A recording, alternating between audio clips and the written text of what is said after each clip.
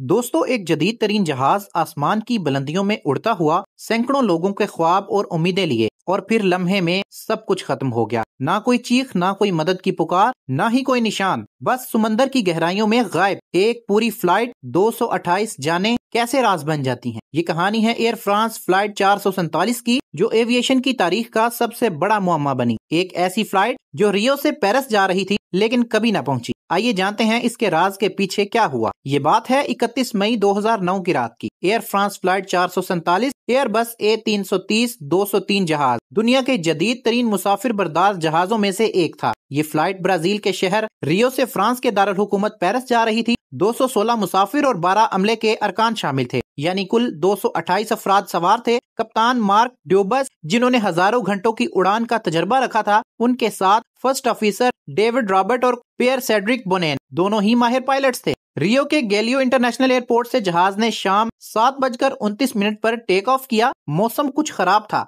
लेकिन Airbus A330 को तूफानों से निपटने के लिए डिजाइन किया गया था। जहाज को मुकम्मल चेक किया गया, ईंधन भरा गया, सब कुछ नॉर्मल था। लेकिन कौन जानता था कि ये फ्लाइट एक नाकाबिले हल राज बन जाएगी। दोस्तों, जहाज ने टेक ऑफ के बाद 35,000 फुट की बुलंदी हासिल की, जहां हवा पतली और मौसम की तब्दीलियां शदीद होती हैं। इब्तदाई चंद घंटों में सब नॉर्मल रहा। मुसाफिर आराम कर रहे थे, कुछ फिल्में देख रहे थे, बच्चे सो रहे थे और अमला मामूल की सर्विस दे रहा था। पायलट ने एयर ट्रैफिक कंट्रोल से राब्ता किया और मामूल की पोजीशन रिपोर्ट्स दी। जहाज ब्राजील के साहली हदूद छोड़कर बहरे ओकियानोस के ऊपर दाखिल हुआ, जहां रेडार की कवरेज कम होती गई। ये एक डेड जोन था जहां सिर्फ सैटेलाइट राब्ता मुमकिन था। लेकिन जैसे ही जहाज आगे बढ़ा, वो इन ट्रॉपिकल जोन में दाखिल हुआ, एक खतरनाक इलाका जहां गर्म और ठंडी हवाएं टकराती हैं, शदीद तूफान और बादल बनते हैं। पायलट को इसकी तवक्को थी, लेकिन क्या वो इसके लिए तैयार थे जो आने वाला था। दोस्तों, रात 1:35 पर जहाज ने ब्राजील के एयर ट्रैफिक कंट्रोल से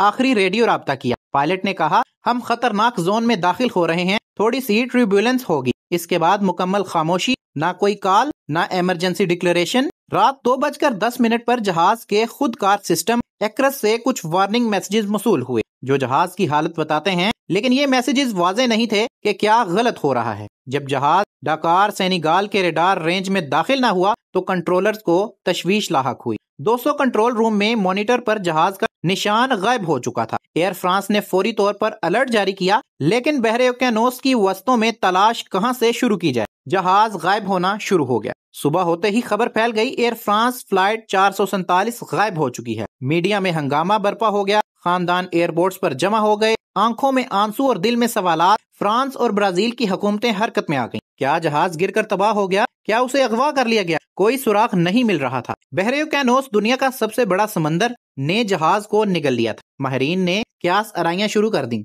कुछ ने मौसम को जिम्मेदार ठहराया, कुछ ने तकनीकी खराबी को, लेकिन हकीकत जानने के लिए ब्लैक बॉक्स की जरूरत थी जो 13,000 फुट गहरे समंदर में कहीं छुप गया था। दोस्तों, इब्तदाई तलाश का ऑपरेशन फौरी शुरू हुआ। ब्राजील की बहरिया, फ्रांसीसी फजाइया और अमरीकी सैटेलाइट्स सब शामिल हो गए। तैयारे और बहरी जहाज समंदर को छान रहे थे। दुनिया हैरान थी कि इतना बड़ा जहाज कहां गायब हो गया। फिर 6 जून 2009 को ब्राजील की बहरिया ने कुछ मलबा देखा, सीटें, लाइफ जैकेट और बदकिस्मती से चंद लाशें। लेकिन ब्लैक बॉक्स, इसका कोई निशान नहीं बचा। तलाश जारी रही, लेकिन खराब मौसम और ऊंची लहरों ने मुश्किलात बढ़ा दी। लाखों डॉलर्स खर्च हुए, लेकिन राज अब भी समंदर की गहराइयों में छुपा हुआ था। 2010 में नई टेक्नोलॉजी इस्तेमाल की गई। अप्रैल 2011 में फ्रांसीसी बहरिया की सबमरीन ने 3,900 मीटर गहराई से जहाज का मरकजी मलबा दरियाफ्त कर लिया। मई 2011 में ब्लैक बॉक्स बरामद हुए। ये 13,000 फुट गहराई से मिले, जहां दबाव इतना था कि इंसान बर्दाश्त ना कर सके। दोस्तों, ब्लैक बॉक्स की रिकॉर्डिंग सुनकर आपकी रूह कांप जाएगी। टाइमलाइन शुरू होते ही रात 2:10 से जहाज तूफानी बादलों में दाखिल हुआ और पाइटॉट ट्यूब्स, जो जहाज की रफ्तार मापते हैं, में बर्फ जम गई। उससे ऑटो पायलट ने अलार्म दिया और खुद को डिसइंजेक्ट कर दिया। अब जहाज मुकम्मल तौर पर दस्ती कंट्रोल पर था। पायलट पियर सेड्रिक बोनेन कंट्रोल में थे।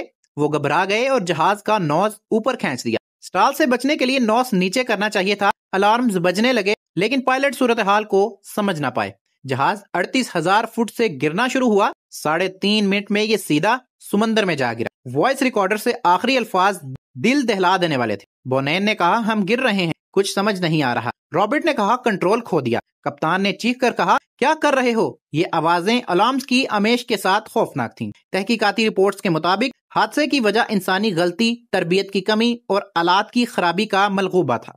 कप्तान डोबॉइस तजर्बाकार थे, लेकिन वो ब्रेक पर थे क्योंकि फ्लाइट लंबी थी। बोनेन, जो कि कम तजर्बाकार थे, ने गलत इकदाम किया। माहिरीन कहते हैं कि अगर पायलट नोज डाउन करते, जहाज बच सकता था। पायटोड ट्यूब्स जो थैलिस के बने थे, पहले भी मिसाइल का बायस बन चुके थे, लेकिन पायलट्स स्टॉल रिकवरी की तरबियत भूल गए, जो उनकी सबसे बड़ी गलती। जहाज के अंदर का मंजर सोचकर ही दिल दहल जाता है। लाइट्स टमटमा रही थीं, अलार्म्स की आवाजें, मुसाफिर मुसलसल चीख रहे थे और अमला उन्हें पुरसुकून करने की कोशिश कर रहा था। जहाज गिर रहा था। आखिरी लम्हात में शायद कुछ ने दुआएं मांगी, कुछ ने प्यारों को याद किया। जहाज समंदर से टकराया और टुकड़े टुकड़े हो गया। कोई भी जिंदा ना बच सका। एयर फ्रांस पर मुकदमात दर्ज हुए। एयर फ्रांस फ्लाइट 447 की कहानी हमें याद दिलाती है कि आसमान की बुलंदियों में एक छोटी सी गलती तबाही ला सकती है।